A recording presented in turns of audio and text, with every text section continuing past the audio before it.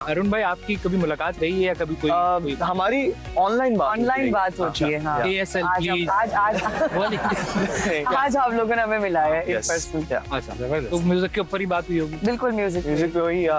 शाम को क्या कर रही हैं? आए कॉफी पीते हैं? शाम को क्या बिल्कुल आए जैम करें, ऐसी बिल्कुल हो गई। हम बिल्कुल करेंगे, आप मिले। और दोनों की कमाल आवाजें हैं, मतलब कोई शक। मैं तो बड़ा I am really honored to sit with you. नहीं, Natasha, I've always felt कि एक मेरा ड्रामा था और तब you had just come out with the Coke studio पे गाना था। Yes. And यार ये कितनी बड़ी आवाज है, you know, and we're lucky कि we have these।